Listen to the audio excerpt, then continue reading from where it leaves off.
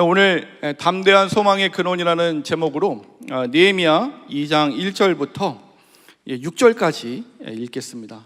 주보에는 8절까지 나와 있는데요. 느헤미야 2장 1절부터 6절까지 저와 여러분들이 한 절씩 교독하시고 마지막 6절은 합독하도록 하겠습니다. 하나님 말씀입니다. 아다사스다 왕 제20년 니산월에 왕 앞에 포도주가 있기로 내가 그 포도주를 왕에게 드렸는데 이전에는 내가 왕 앞에서 수심이 없었더니 왕이 내게 이르시되 내가 병이 없거늘 어찌하여 얼굴에 수심이 있느냐 이른 필연 내 마음에 근심이 있음이로다 하더라. 그때에 내가 크게 두려워하여 왕께 대답하되 왕은 만세수를 하옵소서.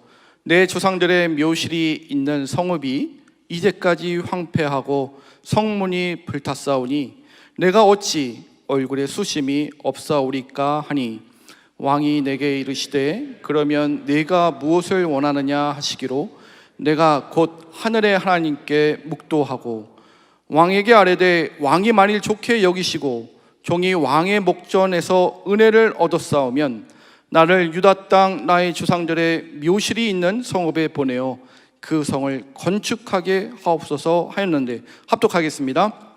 그때 왕후도 왕 곁에 앉아 있었더라. 왕이 내게 이르시되 내가 몇 날에 다녀올 길이며 어느 때에 돌아오겠느냐 하고 왕이 나를 보내시기를 좋게 여기시기로 내가 기한을 정하고. 아멘. 네, 청년 여러분들 자주 방문하는 여러분들만의 장소가 있으신가요? 자주 방문하는 곳을 여러분들이 가다 보면은 어떤 미묘한 인테리어의 변화나 어떤 작은 소품의 그 새로 생김이 있으면 여러분들 단번에 알아차릴 수 있을 겁니다. 저도 지금은 가지 않지만 이 인근에 초대형 기독교 서점이 있는데 자주 방문했기 때문에 그 진열대에 있어서는 안 될 책을 보게 되었습니다. 기독교 책도 아니고 일반 서적인데 그 서점에 진열되어 있는 것을 보고 제가 집으로 돌아와서 지금은 하지 않는 페이스북에 글을 남겼습니다. 어제 찾아보니까 제가 2019년 7월 18일 오후 9시 40분에 글을 남겼더라고요. 그 책이 많은 사람들로 하여금 유익을 주기보다는 좀 무익함을 주고 하나님을 찾기보다는 내 자신을 찾는 그런 책이었습니다. 여러분들이 알고 있는 오프라 윈프리의 위즈덤이라는 책인데 그 책이 왜 그 기독교 서점에 있었는지 알 수 없었습니다. 근데 그 글을 남기면서 제가 어느 서점, 그 서점의 이름을 밝히진 않았지만 누군가가 제 글에 덧글을 남겼습니다. 알고 보니까 그 서점의 점장님이었습니다. 이렇게 덧글을 남기셨습니다. 모든 신간을 확인할 수 없어서 몰랐는데 내일 당장 반품해야겠네요, 강도사님. 참 겸손하시죠? 어쩌면 마음이 상할 수도 있지만 적절하지 못한 책이 기독교 서점에 있는 것을 그 점장님이 발견하시고 모두 다 반품을 하셨습니다. 어쩌면 우리가 물리적인 한계, 어떤 능력의 그 제한적인 부분 때문에 하나님이 기뻐하시지 않는 우리 신앙의 모습이 있을 수 있습니다. 오늘 저와 여러분들이 느헤미야서 특별히 기도라고 하는 부분을 우리가 마주하면서 이 세속적인 기도, 세상이 추구하는 소망을 담은 그런 잘못된 기도들은 다시 세상에 우리가 반품을 하고요, 하나님의 말씀의 근원으로 깊이 다가와 하나님이 여러분들 개인을 회복시키고 공동체와 나라를 회복하고 재건하는데 하나님이 뜻하시는 기도가 무엇인지 오늘 발견하는 그런 시간이 되기를 바랍니다. 우리가 옳은 기도, 바른 기도, 또 기회를 잡는 기도를 우리가 오늘 나누기 전에 세상 사람들은 어떻게 기도를 할까요? 제가 세상의 소망을 담은 짧은 구절을 가져왔습니다. 세상은 이렇게 기도합니다. 기적을 보겠다고 마음을 열기만 한다면 때때로가 아니라 매일 기적이 일어난다고 나는 믿는다. 즉 내가 생각하는 대로 이루어지고 내가 원하는 대로 성취하는 것, 즉 소망의 주체가 나이고요, 그 소망을 이루어가는 것은 바로 나라고 하는 1인칭입니다. 여기에 덧붙이면 그 소망은 즉시 이루어질수록 좋은 것이라고 하는 것이 이 세상의 기도입니다. 이 내용은 오프라 윈프리가 쓴 내가 확실히 아는 것들 170쪽에 나오는 내용입니다.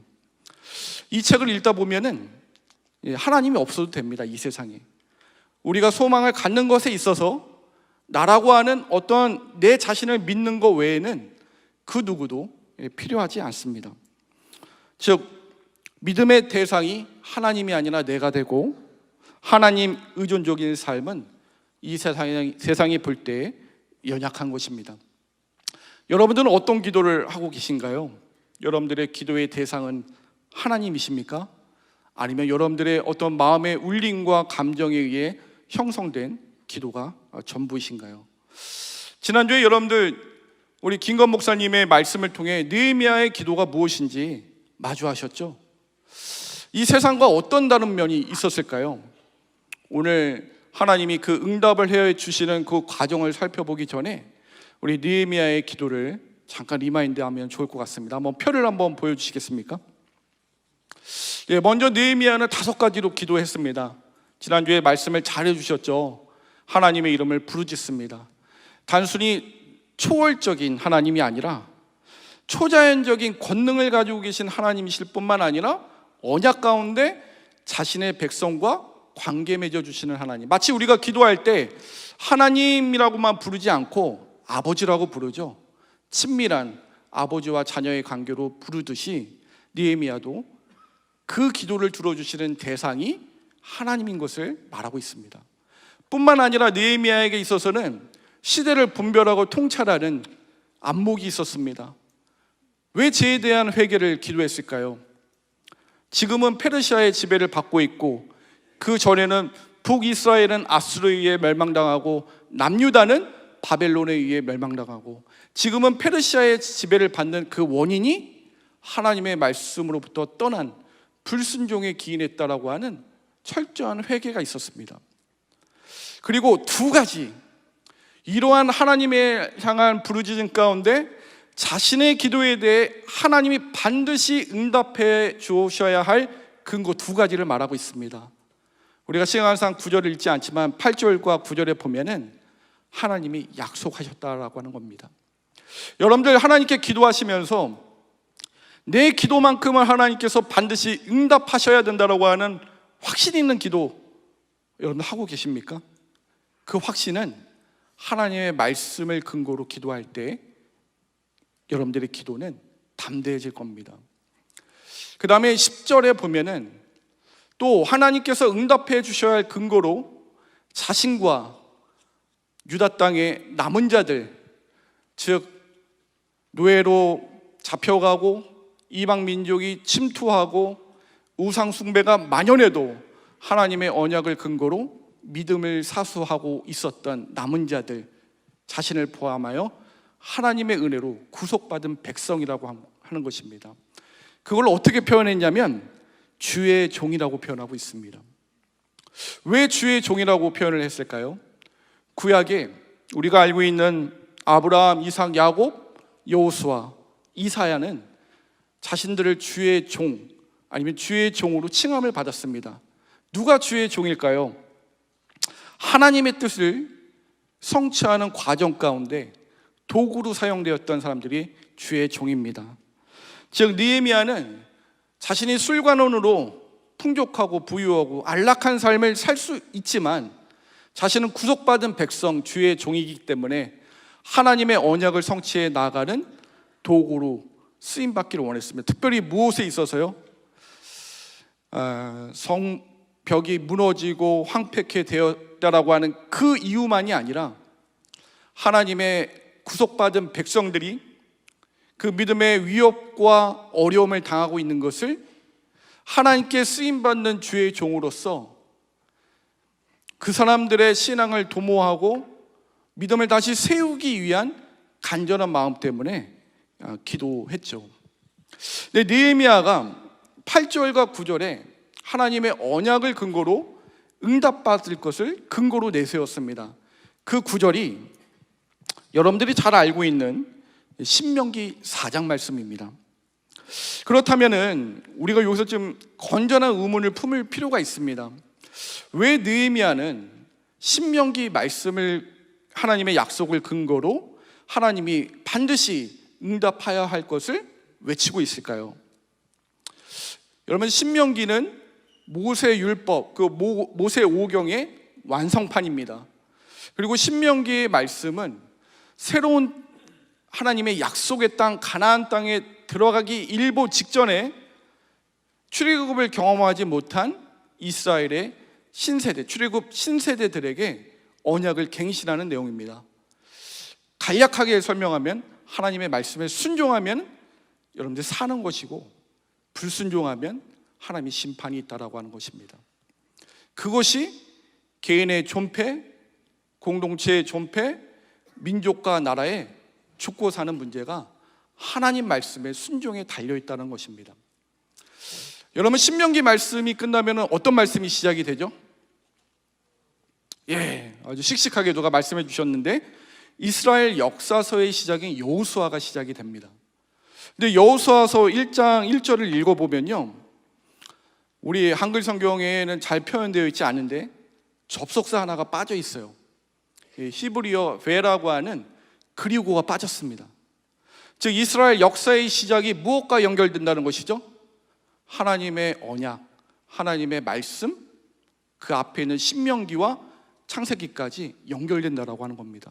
왜 이거를 보여주셨을까요? 이스라엘의 역사를 보면은 그 유명한 사자성어로 엉망진창입니다. 그 회복할 수 있는 근거가 무엇이고, 회복할 수 있는 유일한 길이 하나님 말씀이라는 것이죠.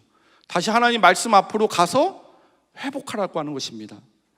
그래서 느헤미야는 신명기 말씀을 근거로 하나님이 우리에게 회복시켜 주실 수 있는 유일한 불인데 하나님의 약속을 붙잡고 기도하는 것입니다. 느헤미야가 영혼 심리에 의해 자기를 써달라고 하는 것이 아닙니다.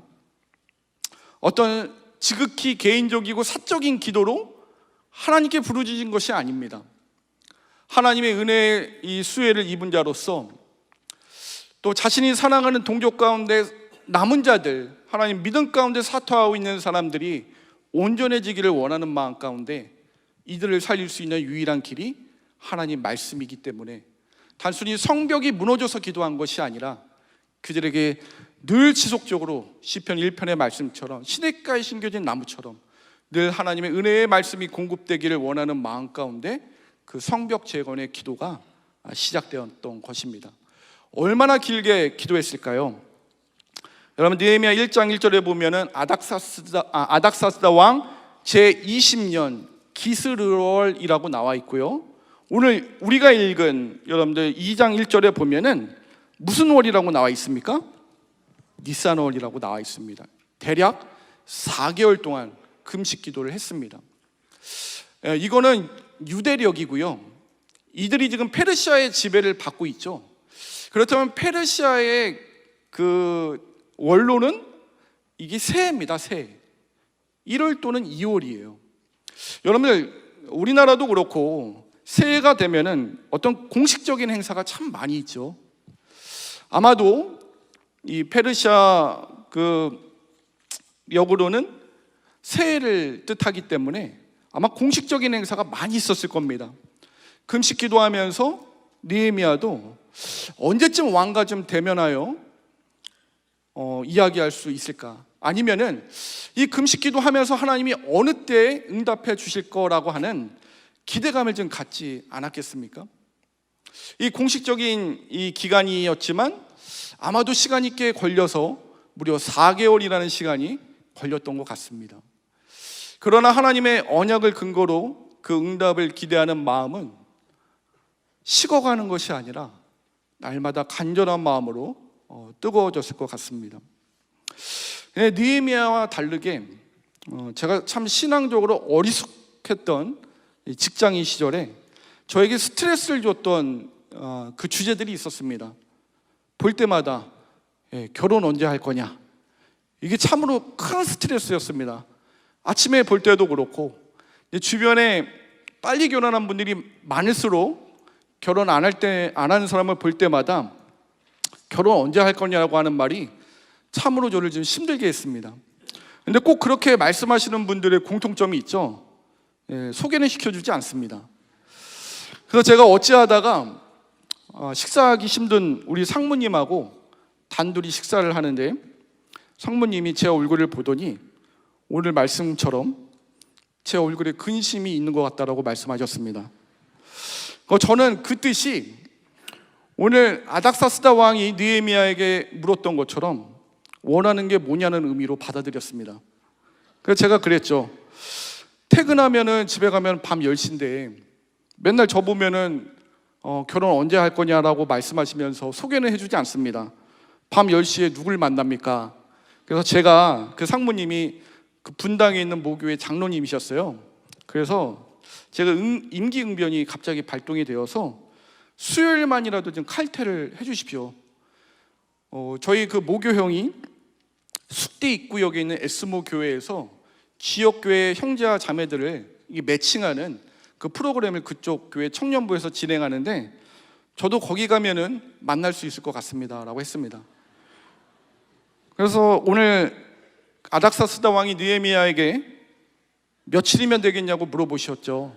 상무님도 저에게 얼마 정도 다녀오면 되냐고 해서 저는 4주면 되겠습니다. 매주 수요일마다 6시에 칼퇴를 하고 숙대 입구역에 도착을 했습니다. 근데 첫날 가보니까 여러분들, 이건 하나님의 인도 같더라고요. 전국에 모인 교회 오빠들 너무 많고요. 교회 누나들도 너무 많았습니다. 제가 고르기만 하면 될 거라고 생각을 했지만 4주가 지나고 아무런 열매도 없었습니다. 왜냐하면은 저는 기도를 하지 않았거든요. 그리고 그 상무님의 질문에 임기응변으로 답변했기 때문에 하나님이 역사하지 않았습니다. 이제는 밤 10시가 아닌 열매가 없었기 때문에 밀린 과업을 하느냐, 저는 밤 12시에 집에 도착을 했습니다. 그 한 해는 참 죽는 줄 알았습니다. 여러분, 느헤미야의 기도에 보면 우연이 없어요. 임기응변이 없습니다. 이 아닥사스다의 그 질문 2장 4절에 보면은 내가 무엇을 원하느냐라고 묻습니다. 그때 느헤미야가 담대하게 어떻게 이야기하죠? 내가 곧 하늘의 하나님께 묵도하고 기도했다라고 합니다. 이미 이 아닥사스다의 질문을 듣고 하나님이 응답하시는구나 라고 하는 확신이 있었다는 것이죠. 왜냐하면 느헤미야는 기도를 하고 있었으니까요. 그런데 여러분, 우리의 기도는 어떤가요?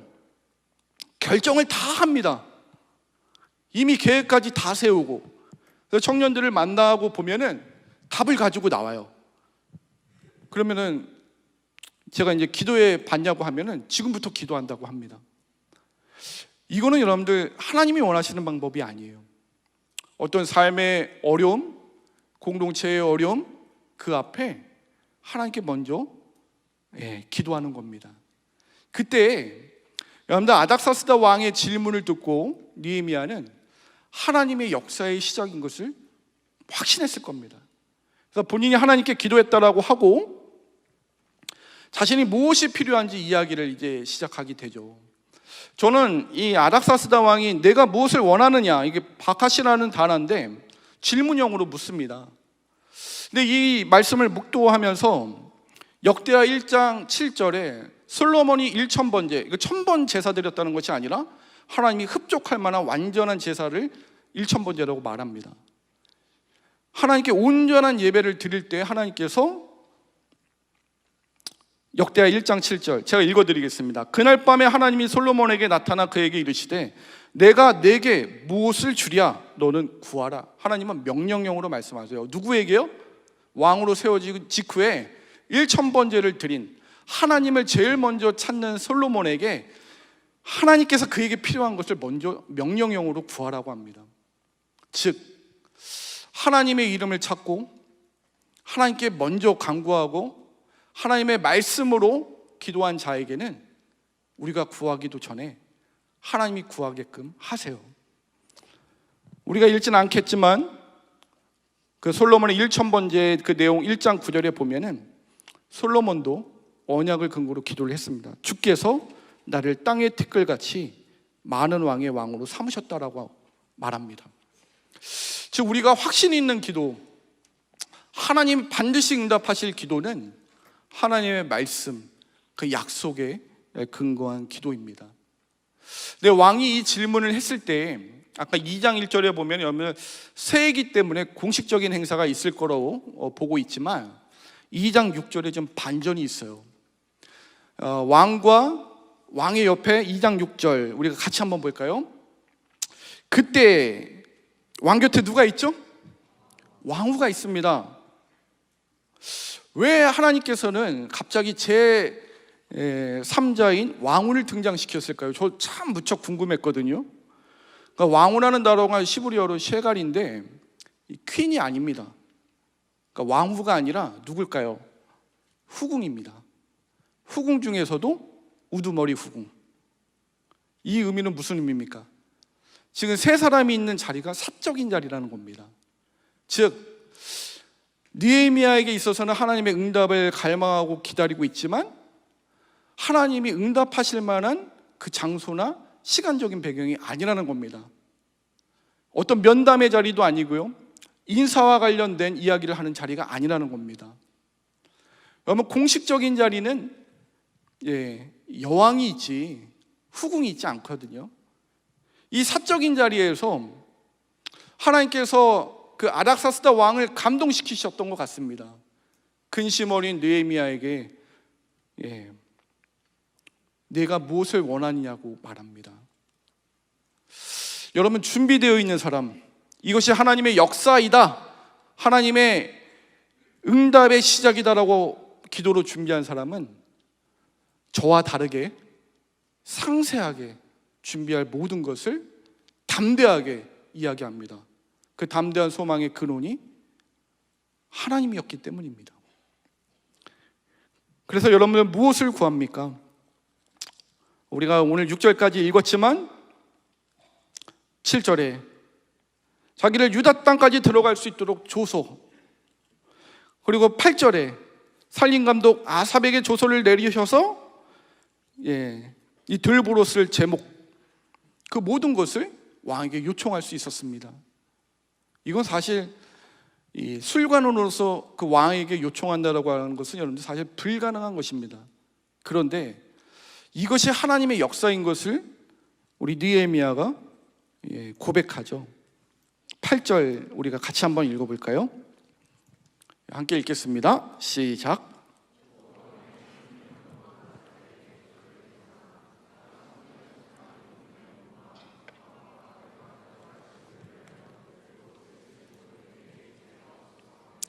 맨 마지막에 보시면 내 하나님의 선한 손이 나를 도우심으로 왕이 허락하였다고 합니다. 왕의 질문을 듣는 순간 하나님의 선한 손이 시작되는구나. 그렇기 때문에 기도로 승부했던 느헤미야는 담대한 소망의 근원을 아닥사스다가 이루는 것이 아니라 하나님의 손이 그를 사용하여서 성벽 재건을 하나님이 이루실 것을 확신했던 것입니다. 여러분들 어떤 기도를 하고 계십니까? 여러분들의 소망을 담고 있는 것들이 하나님 말씀으로 시작되는 기도인가요? 아니면 여러분들의 감정에 의해 이것은 하나님이 들어주시는 기도라고 생각하시는 것들이 있습니까? 아니면 하나님의 말씀을 통해 근거로 기도를 했을 때 이 응답은 나의 감정에 의해 하나님이 들어줬다 안 들어줬다가 아니라 하나님이 역사하시는 응답이구나, 그걸 하나님의 말씀을 근거로 기도할 때 누릴 수 있는 것입니다. 이제 우리 공동체는 여러분들 어떤 기도를 해야 될까요? 여러분 개인을 위해 기도하는 것 저는 나쁘게 생각하지 않습니다. 그러나 느헤미야처럼 하나님의 언약 백성 공동체를 위해 기도할 때가 아닌가라고 합니다. 주변에 보면은 대한민국 청년부 다 죽었다고 합니다. 그때 여러분들 어떻게 말씀하시죠? 맞아, 소망이 없어라고 기도하시나요? 아니면 느헤미야처럼 정말 간절한 마음으로 하나님께서 독생자 예수 그리스도를 보내주셔서 그 핏값으로 세운 교회는 망하지 않는다라고 하는 것을 간절히 기도하면서 내가 받은 구원의 감격과 기쁨을 위해 나만 누리는 것이 아니라 아직 이 안에 들어오지 못하는 많은 영혼들을 위해 기도하는 여러분들 되시는가요? 저는 저의 권면이 아닌 바울의 권면으로 오늘 말씀을 적용하고 맺고자 합니다. 로마서 15장 30절에서 31절 같이 한번 우리 합독하도록 하겠습니다. 시작. 형제들아, 내가 우리 주 예수 그리스도와 성령의 사랑으로 말미암아 너희를 권하노니 너희 기도에 나와 하심을 같이하여 나를 위하여 하나님께 빌어 나로 유대에서 순종하지 아니하는 자들로부터 건짐을 받게 하고 또 예루살렘에 대하여 내가 섬기는 일을 성도들이 받을 만하게 하고. 바울은 자신의 사역을 위해 도고 기도를 부탁하고 있습니다.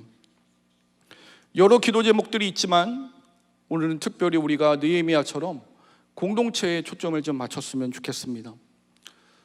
이 내용이 무슨 내용일까? 신학자 D. 카스는 이렇게 말합니다.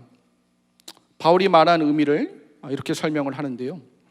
너희가 메시아 예수를 진정 주님으로 고백한다면 권하노니 그분의 이름으로 나를 위해 기도하라. 그분이 이루신 구원에 동참했다면, 우리에게 기도를 가르치신 그분께 복종한다면, 그분의 구속을 맛보았고 그분의 나라가 온 땅에 퍼지기를 열망한다면 권하노니 나와 내 사역을 위해 기도하라.